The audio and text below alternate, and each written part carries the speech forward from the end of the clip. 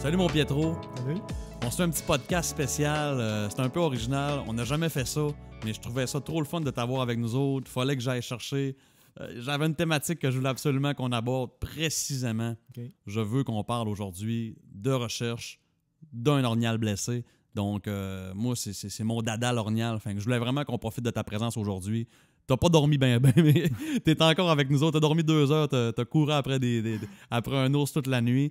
Merci d'être là avec moi aujourd'hui. Comment on va fonctionner? On va y aller avec le style de questions mythe ou réalité. Okay? Je vais te présenter, ça va être soit des questions, soit des affirmations, puis tu y réponds, on y va d'une manière un peu express, 1 minute ou 2, vas-y comme tu le sens. Okay. Je te présente des choses que j'ai entendues, des choses que j'ai pensées, des choses que les chasseurs peuvent avoir, des fois des mauvaises conceptions, des fois c'est des réalités aussi. Donc, on y va avec mythe ou réalité. On commence avec un premier élément. Okay.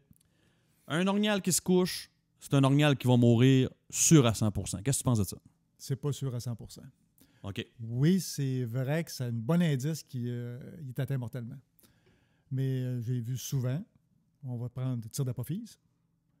Il va tomber, il peut rester sur place 2-3 minutes. C'est le client, le chasseur ne le retire pas. C'est quoi l'apophyse, exactement, pour la bosse. nous orienter? Pour mieux comprendre, c'est la bosse sur le dos. Dans la bosse? Oui, ça peut aller jusqu'à 12 pouces avant de toucher la colonne. Là. C'est la bosse qu'il y a là. C'est comme du gras un peu? Non, bien, au-dessus de la colonne, tu as des palettes.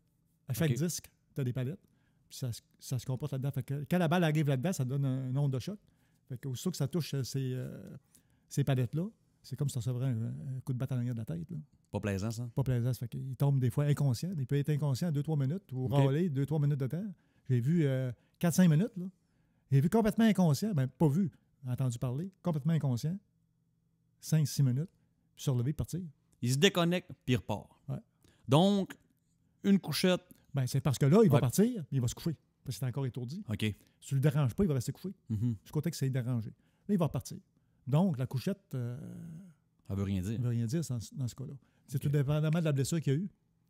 C'est qu'on est capable de diagnostiquer la blessure. C'est vrai que c'est important aussi. Puis les temps d'attente. Souvent, tu vas relever une bête. Si tu relèves une bête, c'est un tir de passe. On va attendre un 6 heures. Oui, mais il faut savoir que c'est un tir de passe.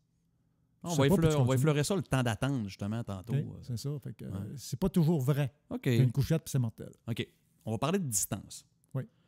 C'est vrai qu'un orignal, ça peut parcourir 20-25 km après avoir été tiré. Bon, s'il est poussé, oui. Oui. S'il n'est pas poussé, il ne fera pas ça. OK. Tu sais, mais lui, il est dans son milieu naturel. Mais s'il est poussé par nous ou il est poussé par un loup parce qu'il est blessé, il va en faire la distance. Là. Lui, il saute. Tu sais, il y a j'ai déjà fait, je te dis, 8-9 km en arrière d'une bête. Là. Ben, lui, il saute. Il y a un prédateur après lui. Si tu le pousses, il va pousser. Il va s'en aller. Il va avoir un comportement qui est tout à fait naturel. Puis, totalement. De là, l'importance de ne pas pousser la bête. Ben, ça dépend toujours du tir. Du contexte. C'est là qu'il est important de diagnostiquer le plus vite possible c'est quoi le tir, ce qu'on en pense. Parce que souvent, l'échec d'une recherche, ça va être le conducteur. Ouais. C'est rarement le chien, là. C'est le conducteur. C'est comment tu la vas décision lire qu'on la décision. Ouais. Okay. Si on arrête le chien ou si on continue, ou si tu le pousses, tu dis non, il est non mortel, tu peux le pousser sur 8 km et puis il peut être mortel. Ça dépend, c'est du cas par cas. C'est ça, du cas par cas. Il y a jamais une recherche pareille. OK. Tantôt, on a parlé d'humidité. Si je vais plus spécifiquement, admettons que tu fais une recherche, il se met à pleuvoir à Sio, il y en a beaucoup qui disent c'est terminé, toute chance de trouver l'orignal, c'est éliminé. C'est faux. C'est faux. L'humidité, nous, c'est notre ami. OK. Ça garde, à moins qu'il y ait un lavage complet. Tu sais, s'il pleut à boire debout, là, sans arrêt, puis c'est un déluge. Là. Mais à part de ça, oublie ça. Là.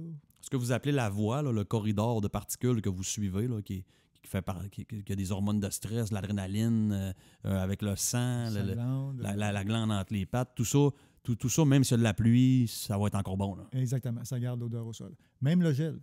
Le gel, ça va être plus difficile un peu pour le chien. Un gros gel. Disons qu'il a mouillé, ça a gelé. Ouais. C'est de la glace, là.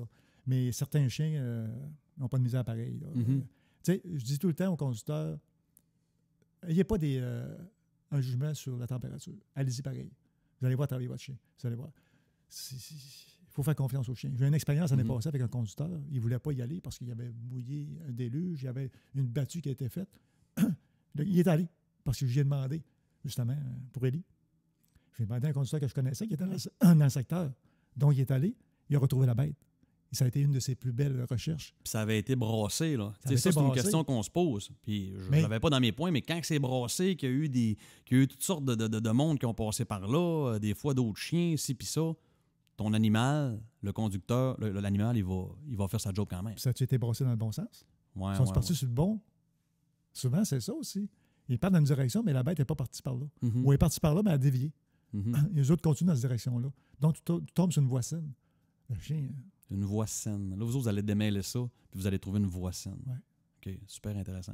Quand tu arrives à l'Enchus, Ouais. est-ce que c'est vrai que, admettons, un petit grain de poil, mythe ou réalité, un petit grain de poil peut t'en dire vraiment long sur la possibilité de retrouver ou non la bête? Oui, oui. Souvent, le poil qu'on va trouver, on a des chartes de poils, ça nous donne un bon indice d'où ce qui a été touché. OK. C'est pas sûr à 100%, mais tu sais, Avec la couleur, la texture. la couleur, la texture, la longueur.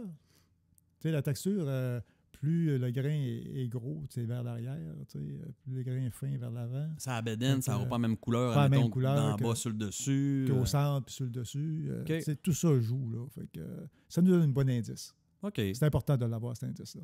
super.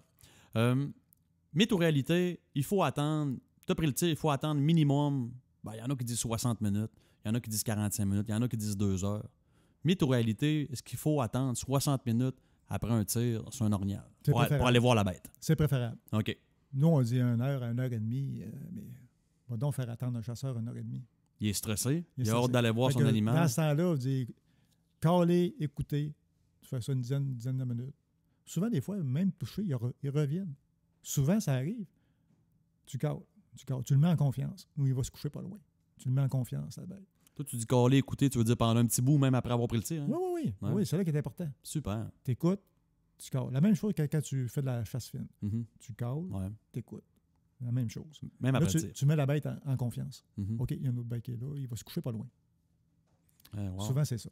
J'aurais pas pensé à ça, tu vois, on le fait automatiquement lors du tir, on va le faire, Ouais. on va caler pour souvent le faire stopper, mais tu vois, par après, c'est rare qu'on voit ça, puis c'est rare qu'on entend ça.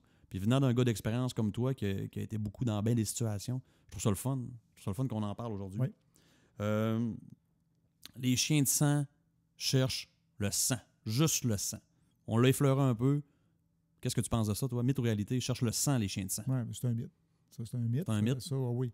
Parce que c'est pas rien que le sang. Tu as beau pas avoir de sang pendant 2 km, tu vas retrouver une goutte à 2 km.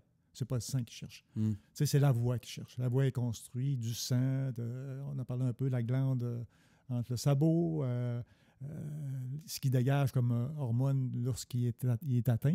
Comme hormone de il y a stress. comme une odeur. C'est ça, le chien, c'est-tu une Ouais. odeur qu'il Oui, va sentir? C'est un hormone de stress. Puis où est-ce qu'il a été touché à la bête, là? Un chien d'expérience le sait.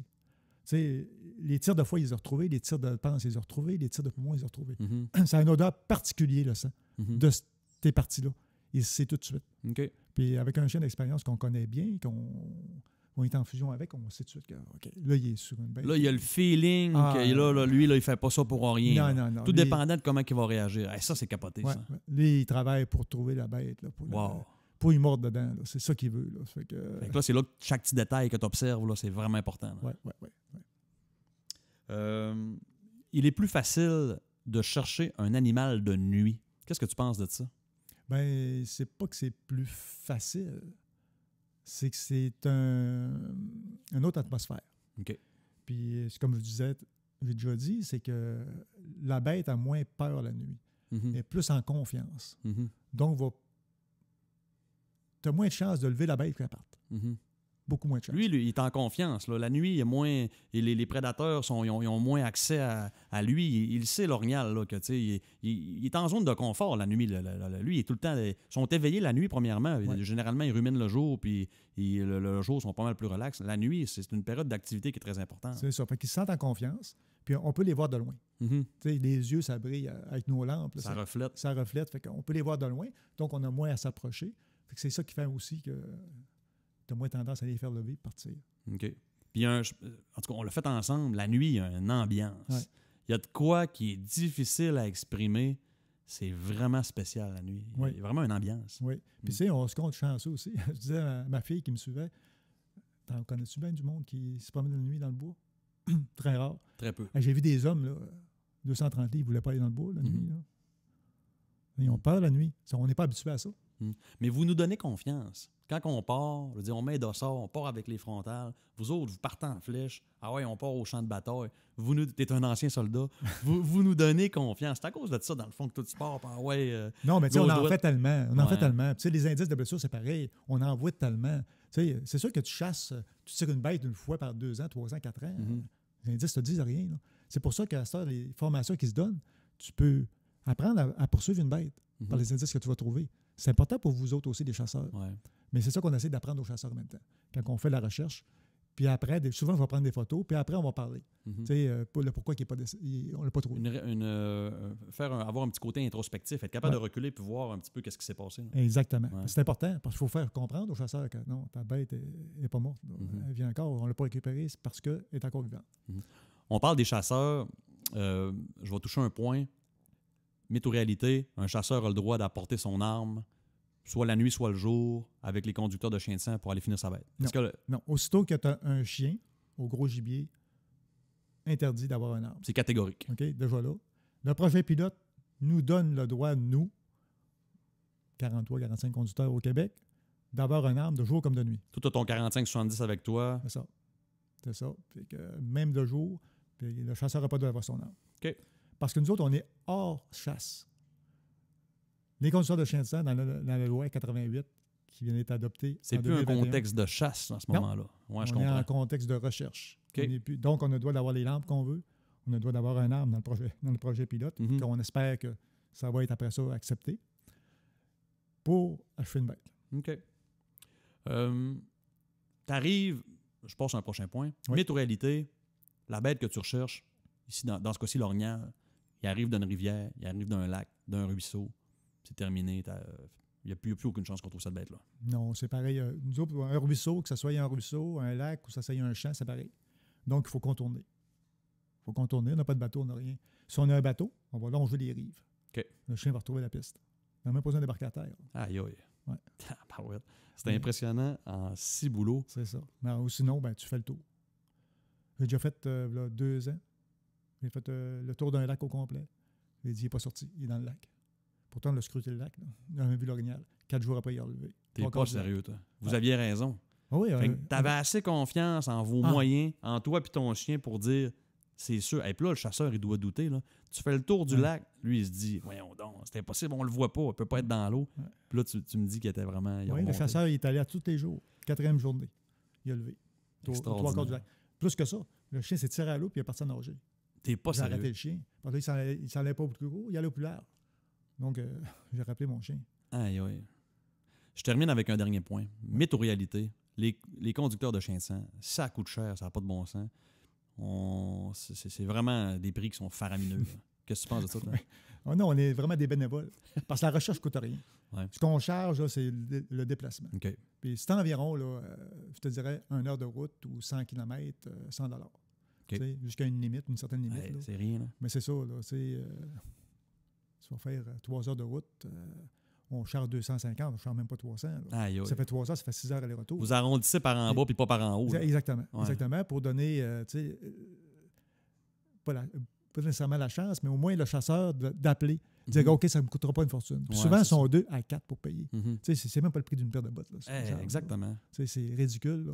Mais tu sais, avec ça, on paye l'essence, on paye l'usure du véhicule. Mhm. Si on veut continuer à en faire, il faut se payer un véhicule. Ouais. Les pneus, c'est aux 2 ans, là, les pneus. Là. Ouais. Tu sais, une année, là, comme quand tu as le droit à tout, c'est 31 000 km de véhicule. Mhm. Voilà. Tu sais, je ne fais pas ça dans un secteur ici. Là. Je Ouais. tourne partout. Là. Ça fait que 31 000. L'année passée, j'ai fait 20 000 km de véhicule. Aïe, aïe. 20 500. Fait que, tu sais, il faut que ça se paye, ça. Là. Mhm. Mais c'est juste ça qu'on charge. Combien de temps, notre technicienne? 14h37. OK. Faut qu'on arrête ça là, Ouais. Pietro, pour les raisons techniques qu'on connaît. Ça coûte pas cher. Faut qu'on vous appelle. Aucun doute. Merci beaucoup, Pietro, pour cette capsule spéciale en territoire libre. Ça fait plaisir. Yes, sir. Merci, Guillaume.